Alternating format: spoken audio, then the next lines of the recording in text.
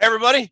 Welcome to Vikings Report Rewind. I'm Ted Glover, your humble host. With me are my usual partners in crime, Christopher Gates, the founder, head blogger, and numero uno honcho over at the Vikings, or at the SB Nation Viking site, the Daily Norseman, and my partner in crime for Vikings Report, Drew and Ted, Drew Bunning. And in the background, doing it all, making this happen, Ruby the Talking Cat, Toonces Bunting. The largest comeback in NFL history results in the Minnesota Vikings winning the 2022 NFC North. Gentlemen, Chris, just start it off and talk, because I can't even put rational thoughts in my head right now over the contrasting styles we saw between the two halves of this game in overtime. I can't. This game is simultaneously the greatest and the dumbest thing I have ever seen in my life. How on earth? This team, the first half, looked like they would have got run off the field by Minneapolis North High School. That's perfect. And the second half, they come back. I don't know what the hell just happened either for the last 4 hours. All I know is that we win, and we're division champions, and we're going back to the playoffs. And yeah, I'm exhausted from just watching this damn team. I don't know about you guys. I am too, Drew. What are your just initial thoughts? We'll get into the details of the game in a minute, but just give me your initial impression. if you can, if you're even capable. Who wants to see my gold gun? I'm ready to show my gold gun, Ted. It's only whoa! What? So, what are your thoughts, though, Drewster? I mean, what were you thinking at 33 nothing at halftime? Like that, it doesn't even comprehend. I have to be honest. I was thinking, look forward to next week, and I was thinking, you lost to the Lions and you lost to the Colts. Supposed to be the easy part of the schedule. I was getting all my notes ready for gloom. It was gloom, and then when it got to be like 36-14, I was thinking we still got a shot if we can get some defensive stops here. I really was. I was really, and that might have just been my love for the team, hoping we have a shot. But oh my God, what?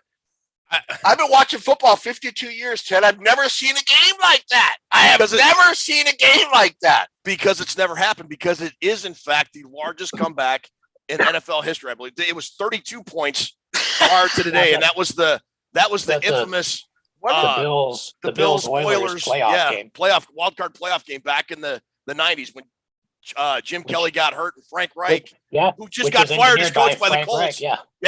Who was just fired by the Colts a few weeks ago. Was it 39-3 second half? No, it was 33-0.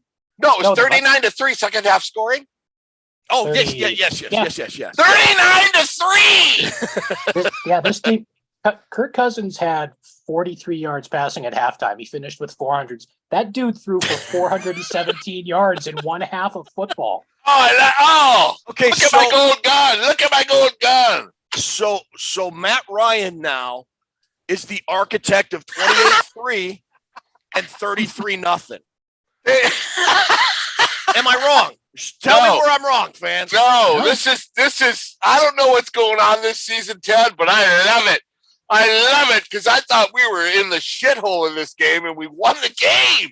This is a crazy season. Crazy season. I mean, how do you break this game down, Chris Gates? I mean, I've broken down myself several times in the last 4 hours. I mean, I don't know about you guys, but ironically enough, this game, even though it went to overtime and the Colts scored 36 points, it ended the streak of the Vikings defense giving up more than 400 yards.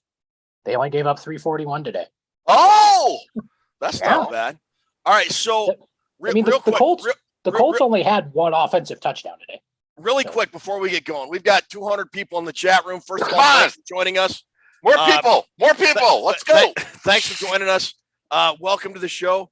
We're going to give away a prize. We might give away 2 or 3 prizes. I don't know. I'm still trying to figure things out, but we're definitely going to give away a prize. Just make a comment in the live chat. Just say hi, whatever. And you're entered at the end of the show. Ruby is gonna spin the wheel, and somebody will win a prize. So just drop in, say hello, join the conversation, make yourself known, and hopefully with any luck you win a prize. 33-0. So like at 33-0, I was thinking things like the Vikings are not going to win another game all year. The Lions are going to win out, and the Minnesota Vikings 2022 NFC North champion T-shirts are going to be shipped off to Somalia at the end of the season. But I was wrong. And what's crazier still is if you look at the box score, the Vikings didn't have any points until there was like 8 minutes left in the third quarter. Yeah, so they scored 39 points from the middle of the third quarter onwards. I mean, that's insane. That's like greatest show on turf numbers. It really was, and Somalia. So, when it was 36-21, Drew, I thought, okay, I think maybe the Vikings have a shot here, and the defense for as much as they've been maligned, they played a hell of a game. I mean, I don't think the 36 points really tells the whole story with the Vikings defense because Kirk threw a pick six, and they had that block punt. The Colts had that block punt return for a touchdown. Right. And I think it was 36-21. And I thought, if the Vikings can get a score here, right, you never know. And then Kirk threw that interception where Jalen Reagor, and that I don't blame that pick on. No, that was on Reagor. That was on Reagor. He quit running on the ball, and if nothing else, I don't know that he could have caught it. But if he doesn't quit running, he's at least going to break the pass up and it's going to be incomplete. It's not going to be an interception. And I thought, well, that's it. That was, look, the Vikings definitely needed to score there, and they didn't get it, and it was over. Did you guys still think it could happen again? That the Vikings could win? I mean, or Chris, go ahead. Go, Chris. Sorry, with the way the defense played in the second half, I mean, that they scored 3 points in the second half. They did just about nothing offensively in the second half. The Colts didn't. So, I mean, the Vikings defense stood up. They did what they needed to do when they needed to do it. And, they needed to get a fast stop, and they did. And because they did that, it gave them that opportunity. I mean, I don't know if I was super optimistic at that point, but I thought there was still sort of an outside chance they could pull it off if they would have got a stop there. Drew, you said 36-14. You kind of thought, well, maybe, and then got 36-21. Were you still thinking they had a shot at 36-21 with the interception? I was really. This is a big game for the Vikings because they Yeah. didn't, even when they start getting momentum.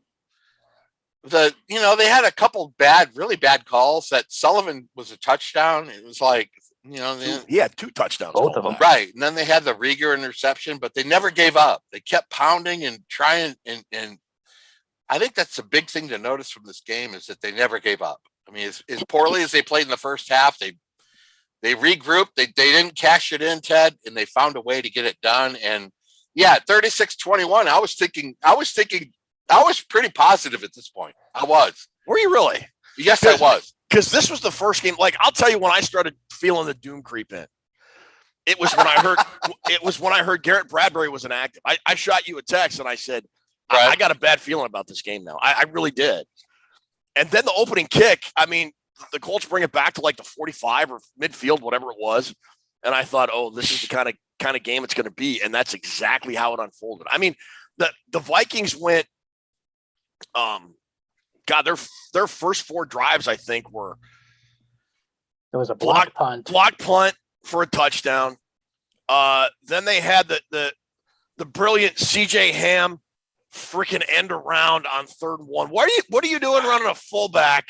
No. Jet sweep. The drive in between that was they had the block punt, then they had the one where Dalvin Cook gained 40 yards on one play and then coughed it up on the next one. Yep. And then you had the CJ Ham play, and then you had the fake punt. So the first 4 possessions were just a disaster all the way around. It just felt that there was the Vikings were doing so much to sabotage themselves. This felt very much like end of days Mike Zimmer. You know how the Vikings would just come out and just look like ass and would just can't get out of their own way. And that's exactly what happened. And I was honestly, I thought to myself at halftime, look, I think I even tweeted out, this team may be very fraudulent. You could still debate. I think it's still a healthy debate whether they are or not, but it seemed like this team was going to maybe back into the playoffs. And at best, they were going to be one and done. If they even got to the playoffs, the way the Lions been playing, the way the Vikings played last weekend into the first half today, it just felt like there was no hope for this team moving forward. Did you guys feel that way, or you really felt it was positive, Chris? Oh no, I wasn't positive at all. I mean, once we got, I'm not going to lie to you. I mean, I wasn't all sunshine and rainbows and all this other stuff. Like when you go into a game losing at halftime, 33-0, it's tough to be optimistic about things, But I mean, like you said, they didn't give up. I mean, there were people at halftime like, oh, sit Cousins, sit Jefferson, get Nick Mullins in there. Come on. The NFL players are so ultra competitive that you're not gonna. That's why I think discussions of like tanking in the National Football League are so ridiculous. You're not gonna get a bunch of like alpha male leader dude types to just say, we're just gonna pack it up and quit for the rest of the day. And they didn't do that. They thought they had a shot, and as it turned out, they really did. Drew, so what kept you so positive about this game? I mean, you said at 36-14. Did you feel at halftime that this team had a chance at all? Not really at halftime, but I wanted to see how they responded in the third quarter, and they had the 3 and out to start. So I was kind of thinking at that point, yeah, they did. This isn't. It's not good. But when they put together the scoring drive and then scored again, when it was 33-14, I really thought they could come back. I did, because they seemed to be getting a little bit of momentum and getting in their groove a little bit. I mean, you can't deny the first half of this game. No, of what happened. You I mean, cannot. You got to look at that going forward, because you're playing the 49ers. The 49ers would run this team off the field. I have no doubt about that at this point. But, right. Yeah. So I don't want to be a buzzkill to the fans showing up. No, I understand. Yeah. I kind of, Ted, it all determined on the Colts. I was thinking the Colts don't have that good of offense, so we can come back. So I kind of based it all on that. I see. And when we did our preview, I looked at that Colts defense, and I think I said something to the effect: you put the Colts defense, you swap out the Colts defense and the Vikings offense, and put the Colts defense on the Vikings, you have a legit Super Bowl team. And I thought at 33-0, there was no way the Vikings were going to come back on a pretty good defense. I mean, statistically, they're in the top 10 at just about every important category in the NFL. And it just seemed, I mean, obviously not impossible, but because they won, but statistically highly improbable, right, that they would come back and win. But they did. So God Almighty, I'm looking at some of the comments here about, and there are people about Ed Donatel, and Ed Donatel is still not a great answer at defensive coordinator. I understand that's totally acceptable, but the Colts scored one offensive touchdown today. They got that touchdown on their first possession or their second possession after the can't remember when it was. They had one offensive touchdown. They got held to field goals 5 times. The Colts had that block punt for a touchdown. They had a pick 6 for a touchdown. This defense played a hell of a lot better than it has. I mean, I'm not saying they're great. I'm not saying they're up to being the 85 Bears or anything crazy like that. But that's a great point. They've played a hell of a lot better today. Once Kevin O'Connell sat down and said, we got to change things. I don't know what exactly changed, but they must have done something, because they looked a heck of a lot better today. And like I said, the Colts scored 3 points in the second half. So would this game have been? Well, I didn't even know how to phrase this question.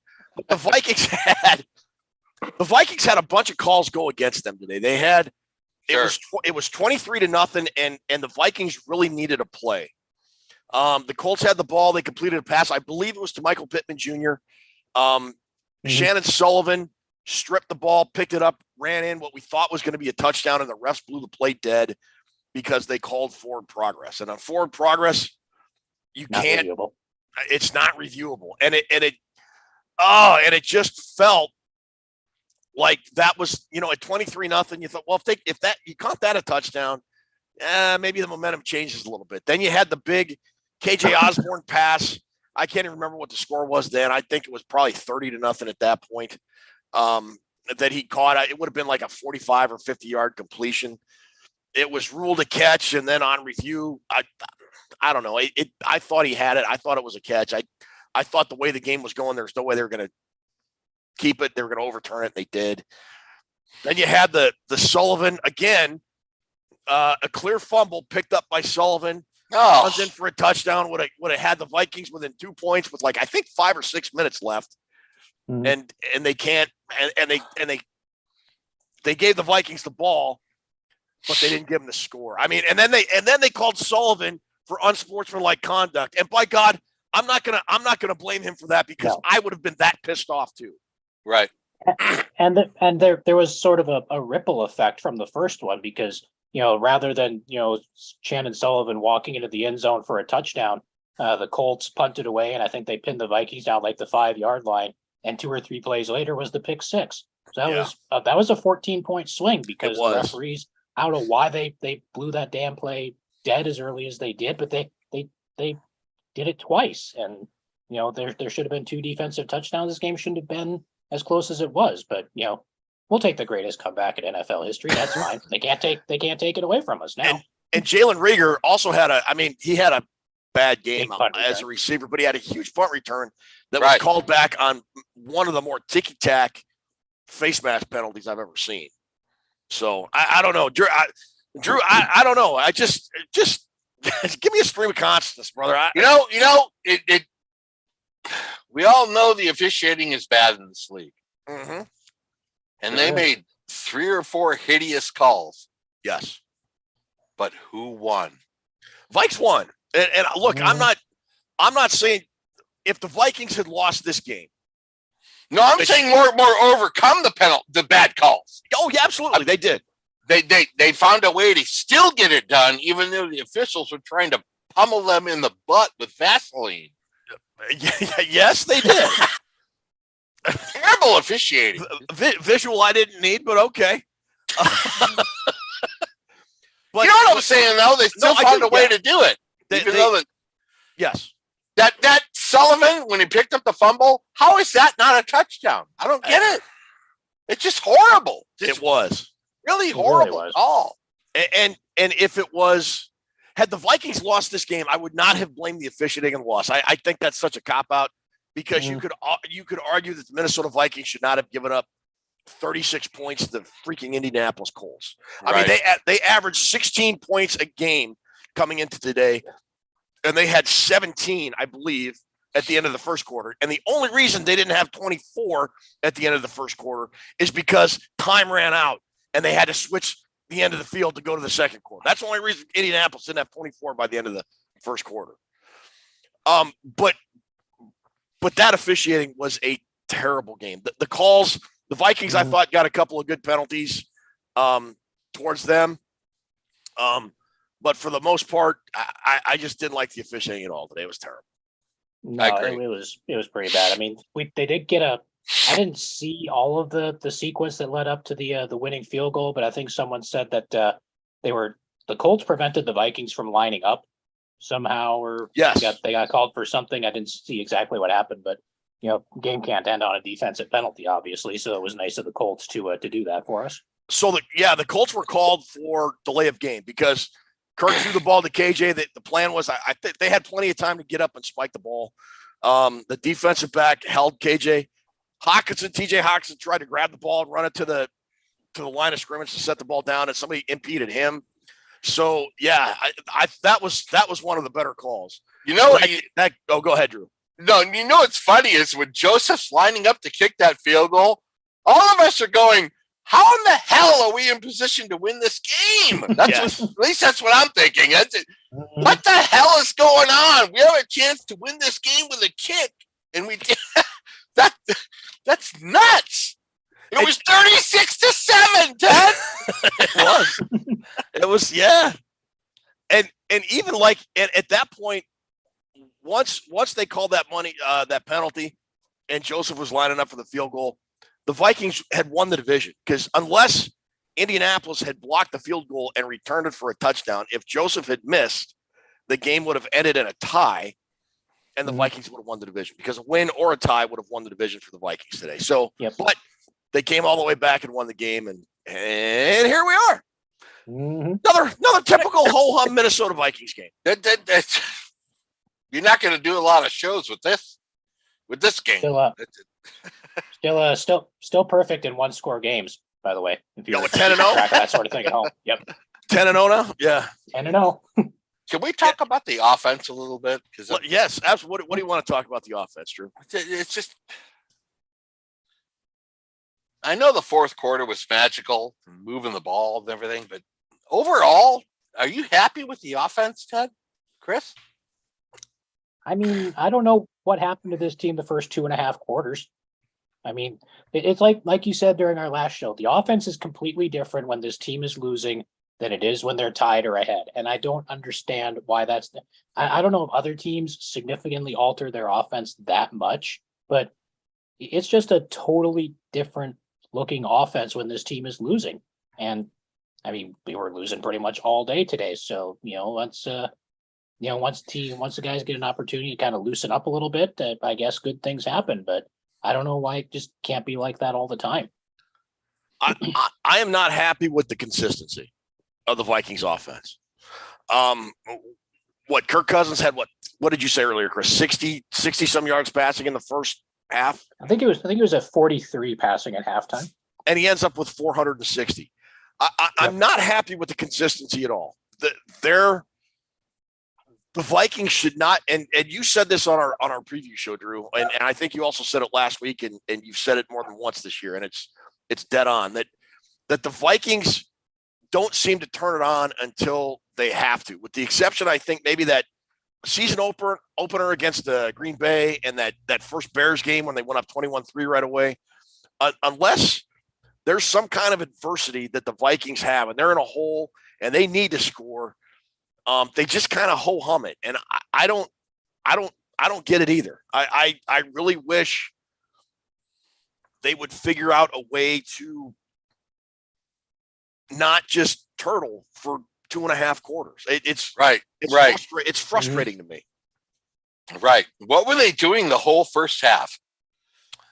I mean, they proved in the fourth quarter they could move the football. They proved it. So what the hell was going on in the first half? I know everybody wants to jump on the defense. You know, the defense is giving up this and that, but it's not the defense in the first half. It's the offense. You got 3 first downs. You got 82 yards. I mean, come on, dude. The Vikings in the first half had 1 first down. That's terrible. 1 first down for every 11 points the Indianapolis Colts scored. That seemed unsustainable in the second half to come out and get a win. It just didn't feel like if the Vikings got 1 first down and the Colts got 11 points, that the Vikings weren't going to win that game. What are they doing? We've talked about Ed Donatel, and you mentioned Ed Donatel earlier, Chris. Let's talk about Kevin O'Connell. Okay. Because I was not impressed with his play calling in the first half at all. Not one bit. You had the stuff he ran in the second half kept the Colts off balance. They had a great mix of run and pass. Even though they were down by a bunch, he didn't completely abandon the run. He still made the Colts defense stay honest, which I thought was good.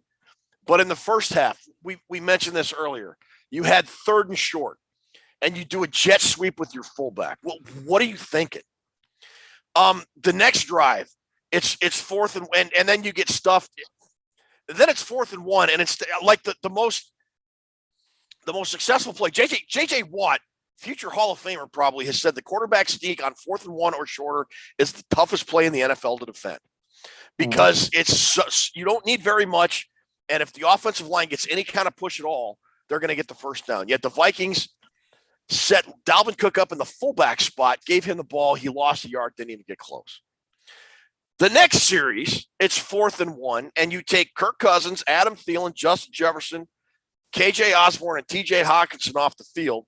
You put the ball in the hands of your punter to throw to a practice squad wide receiver, and he overthrows the ball, and the receiver can't catch it.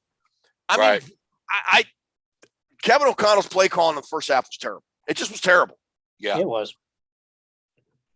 No, totally agree. And that, I don't know if that's inconsistency on his part or, he's obviously seeing stuff or trying to see tendencies in the defense that we might not see, but yeah, it's just more inconsistency. And I don't know if that's just a product of him being a younger head coach and not having all the experience that a lot of folks have. But I mean, at this point, he should have a little bit better feel for some of this stuff, I would think. I think he was feeling a lot of desperation at that point.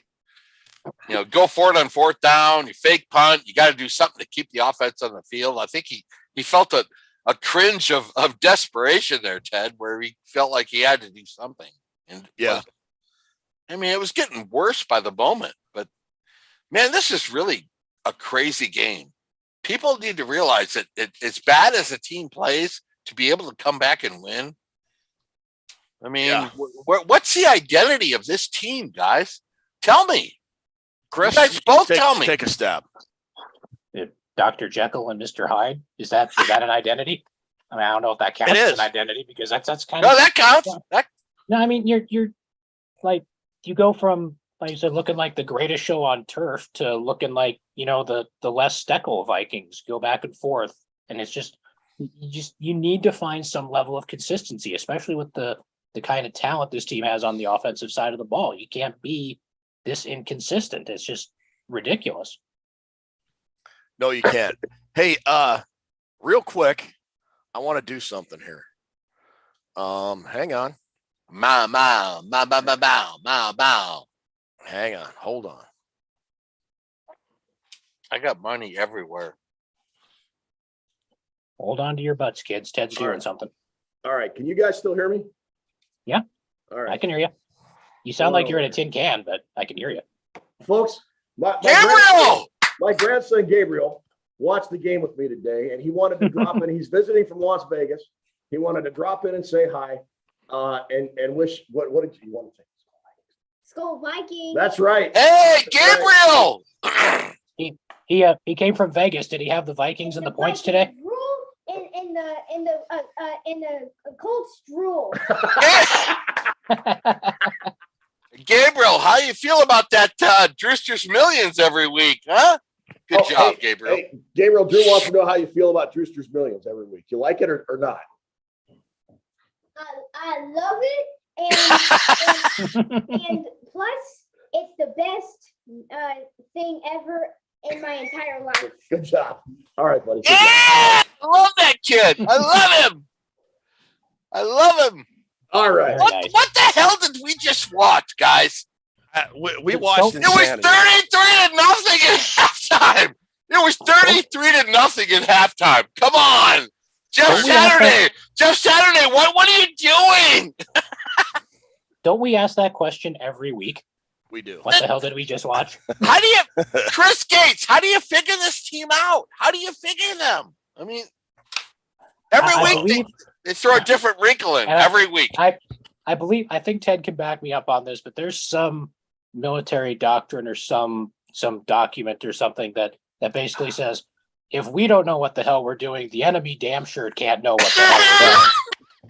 So yeah, I think that basically sums up what we don't know what the hell's going on, so the other team sure as hell can't know what's happening. That's beautiful. That's beautiful. So Nicholas Rousson has a pretty good comment here. We were talking about Kevin O'Connell and his play calling earlier. For all of KOC's struggles, I'll take him 10 times out of 10 over almost any other coach we've had since Bud Grant retired. It's not bad. I mean, look. Good comment.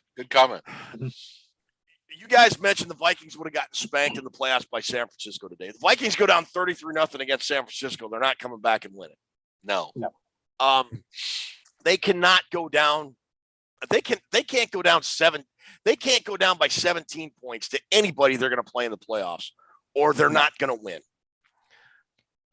Today was an anomaly, but I will give the Vikings credit because look, when you're here, let me pull this statistic up. I saw this. I took an actual picture of it. Late in the game, it said teams leading by 30 points or more in the NFL. This was a graphic on the TV. Since 1930, like during the Great Depression, for God's sake. Is that Al Capone? Al Capone time? The record of teams with a 30-plus point lead was 1,548 wins, 1 loss, and 1 tie entering today. It is now 1,548, 2-1. That's crazy, Ted Glover. That is nuts. Put that in your pipe and smoke it. That is the stat of the day right there. Stat of the day. And you know what? Those are exactly the kind of numbers that the past 2 seasons the Vikings would have been on the opposite side of. Preach it. Absolutely preach that. That is 100% only the Vikings could do this stat. The last 2 years on social media, there was like a stat every week. Oh, the Vikings are the first team since 1965 to lose when they have this, and like a list of 5 things. What is, I don't get it. What does that mean going forward, though? I mean, what is this team going to offer the last 4 weeks of the season and going into the playoffs? This doesn't solve any mystery today. It doesn't. Look, you could argue. I think this game raises more questions than provides answers for Vikings teams, because this was a game I think all three of us expected the Vikings to win fairly comfortably. I mean, Right. both Drew and I said on the preview show they should win by 2 scores. Chris, did you kind of think that as well? I think on the site I had the final score. This one was like 27-17. So I had a double digit win, but which I guess is comfortable compared to how the Vikings usually win. But yeah, I wasn't expecting like, a 14 or 17 point. I had them winning by 10. Going down this badly to a team that is not good. I mean, and Drew, you talked about this earlier in the week. They got a quarterback in Matt Ryan who's 37 and just a shell of himself. They got an interim coach who was literally an ESPN analyst like 6 or 7 weeks ago. Right. Their starting running back, Jonathan Taylor, one of the best running backs in the NFL, went out in the first quarter. And this is a team that you should have handled from the opening gun till the final whistle. And they had to stage the largest comeback in NFL history to beat a 4-8-1 team. Right. Look, it's cool they won. It is. But if you're looking ahead now that the division is clinched, if you're looking ahead to who they're going to play in the playoffs, you probably got Washington or Detroit, assuming Detroit keeps their run going. Could win, but now you're looking at San Francisco. And if they fall and lose a couple more games, San Francisco is going to overtake the Vikings for the number 2 seed. And you're looking at, assuming the Vikings get past wild card weekend, which is no guarantee based on the way they play. We talked about this Jekyll and Hyde thing. If they can't hold off San Francisco, and assuming the 49ers win, they're going to San Francisco for the divisional round. And we all know how that went the last time around. Right. Mm-hmm.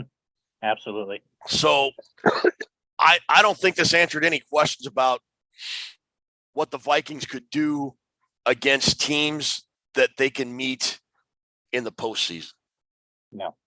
Do you think that, Drew, or do you think maybe? No, I agree. I agree. The Vikings have to get better, Chad, to win they do. Postseason. They do. I mean, come on. Mm-hmm. Look at that first half. It's just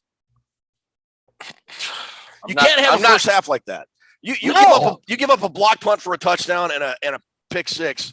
You're not going to win a football. You're not going to beat a playoff team in the postseason. You're going to beat the Colts, but you might beat the Jaguars. Right. But you're not going to beat the 49ers. You're not going to beat the Commanders. You're not going to beat the Lions. You're not going to beat you might beat Tampa Bay, but they got Brady. So no, that's probably not going to happen either. Sure. Yeah. I'm just saying. No, you're right. You're right.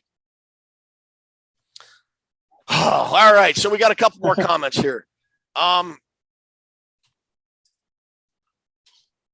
Let's see here. Letting the Colts hang around us is a problem, but finding a way to win is the answer. SKOL Vikings, baby. That's from our good friend Reggie Adams, the Barbecue Smokehouse King.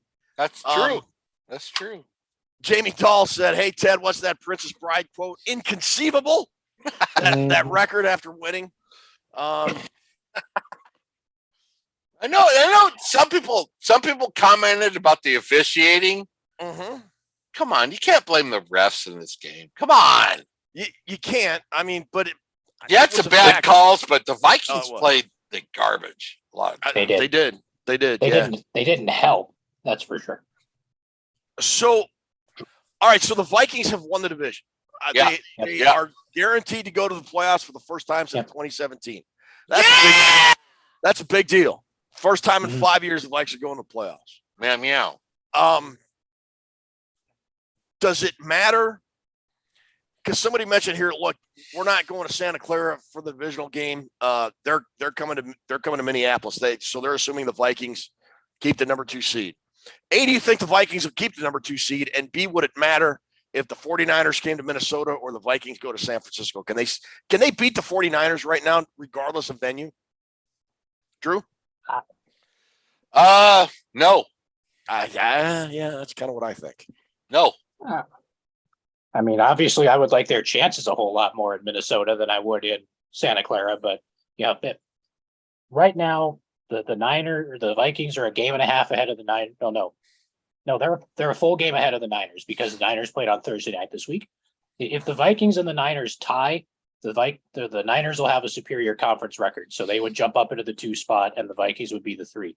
But the Vikings can't be the 4 anymore because that's going to go to whoever wins the NFC South. Because I don't think anyone in the NFC South could finish better than 10-7 at this point. Can't. So yeah, so the Vikings need to maintain that 1-game lead over the Niners, and that probably means they got to run the table the last 3 games, because I don't think the Niners are losing one of their, because I think they got to play like the Raiders and the Cardinals, and they've got a relatively soft schedule the rest of the way. So the Vikings are going to have to run the table if they want to stay in that 2 spot. And like you said, that the 2 spot, if you do it right, guarantees you 2 home playoff games, whereas if you're the 3 seed, you get that first game at home, and then you're probably traveling to play who's ever sitting at number 2. So it would be kind of a big deal. I mean, if somebody upsets the Niners in the divisional round somewhere, if some team pulls off an upset, then you get to host a team that's not as good.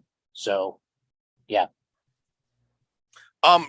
Couple more comments. Yes, I was incorrect. I think I said the Vikings go to the playoffs for the first time since 2017. Obviously, they went to the playoffs in 2019, had that big win in New Orleans. I meant win the division.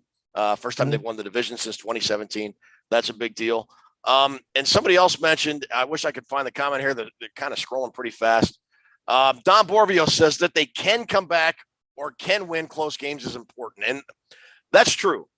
I will agree with that. The fact that the Vikings time and again have proven that in a close game, they can prevail in the end, I think is going to be really important heading into the playoffs. If they can keep a game close, I mean, somebody also mentioned, hey, look, they beat Buffalo in Buffalo. 100% true, they did. If they can keep a game close, I think they have the confidence that they will win the game. My point is that you can't let a game get out of hand like they did today and expect to come back and win in the postseason. Right. No. I would think I mean, yeah, okay, the Bills were down 35-3 in like 1994 or whenever it was, and that was a playoff game. But I don't think that's going to happen again. I just don't. They have got to keep a game close to be able to get a win on the road in the postseason. And if they play like that in the first half or even in the second half, they're not going very far. No. Yeah, you're playing a hell of a lot better. You're playing a hell of a lot better caliber of teams, in the playoffs that you're playing, when you're facing Indianapolis. You're not going to see a Colts team in the playoffs. And look, and if they and look, and we've been bagging on them for their first half. If they play the way they did the second half in the postseason, they can win it all. I'm being 100% serious. I mean, the defense played. They gave up what, 3 points in the second half. Yeah. Why though, Ted? Why did they wait till the second half to do this? That I don't know. I wish I had an answer. That's my big complaint. It's like they start the game with this up the middle 4-yard square out of 3rd and 9. It's like we're punt the ball. They don't attack at the beginning of the game like they do in the second half. They don't. No, they don't. They don't. The aggressiveness we saw in the second half is something we should have seen in the first half. Yeah, and that concerns me. Yeah, I mean, it's a huge concern. And again, I don't know what the deal is. If Kevin O'Connell is just sort of feeling out the flow of the game. Come on. But don't let the flow of the game come to you. Make the game flow the way you want it to. And the Vikings are not doing that, I don't think, Chris. No, I really don't think they are either. And I, like Drew keeps saying, I don't understand. If you want to be aggressive on offense, then be aggressive on offense. If you want to, kind of passively let things happen, then just pick one or the other, but this team has the offensive talent to be that aggressive all the time, whether it's Cousins or Jefferson or whoever it might be, that this team should be aggressive on offense all the time. And we don't see that. And I don't understand why. And they have the people on offense to do it. You got TJ Hawkinson, who can spread the middle of the field. You got Justin Jefferson, who demands double coverage. You got Dalvin Cook, who, as we can see, can still make plays. And one more thing before we get to the spin here. We're really close to spinning the wheel. The Vikings, to my count, executed 3 screen passes Well, if you add the one to KJ Osborne in overtime, 4 screen passes today, which 4 more than they've done all season, boys. Mm-hmm. I don't know what they changed, but you know, Ted, it's just you gotta go after teams early. Yeah, they do. And you know, they don't do that. They They sit and they wait and they wait and they wait, and then when they're behind by 21, yeah. Let's play football now, boys. mm-hmm. Yeah, it's frustrating. All right, Ruby, are you alive and well? I am alive and well. You ready to spin the wheel of Toonce's destiny? Yes. All righty. Got a lot of names again. Good deal. Well, a lot of people want to hang out when you win the division, I guess. Yeah. All right. Now, hopefully the names won't disappear. Here we go. I like the invisible wheel.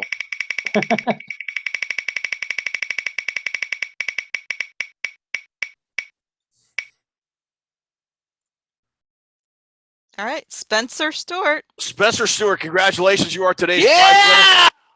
winner. Nice. Get a hold of Ruby at Vikings Report with Drew and Ted at gmail.com. She will send you a link to our VikingsReport.com prize vault. You can go check it out right now, VikingsReport.com. Man, this is Check the prize vault, and then you got the win. All right. wait. Oh, What's up? this is the greatest NFL win It in is. history. It is. Biggest comeback in NFL history. So let's By roll the your wheel Minnesota one more time. Roll the wheel one more time. Let's do it. Oh, you want to do one more spin? Yes, I Seriously? do. I would like to. Can we? Okie dokie. Here we go. All right, last spin. Hold on a sec. Let's get it back up there. Uh, All right. All right. Here we go.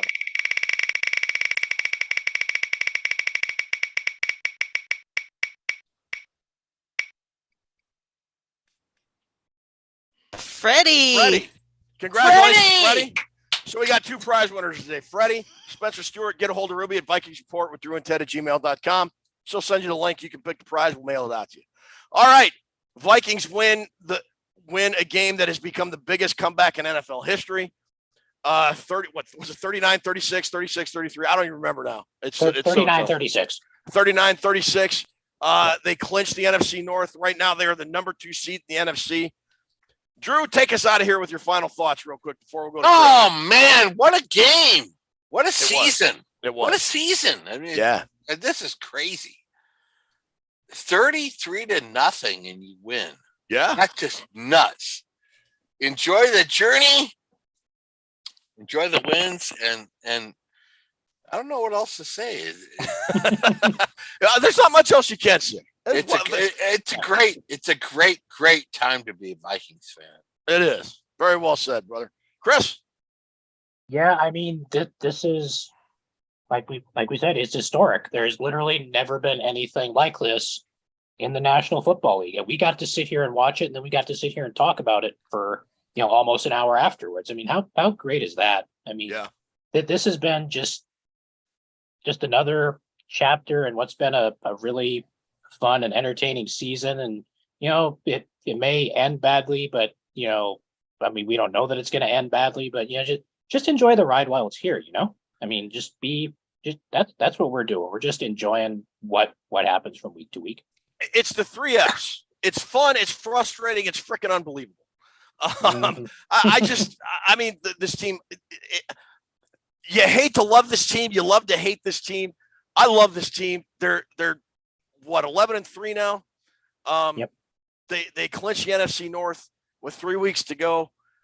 We can talk about resting starters. I don't think they should. I think the number 2 seed's important. They need to get it. They complete the biggest comeback in NFL history. They beat Buffalo on the road when nobody thought they would. I mean, this is just a fun team. It's a frustrating team. It's a freaking unbelievable team, but it's also a fun team. For Chris, for Drew, for Ruby, who does everything to make this possible, thanks so much for watching. Enjoy your 2022 NFC North Division champion Minnesota Vikings. We will see you Friday. We'll not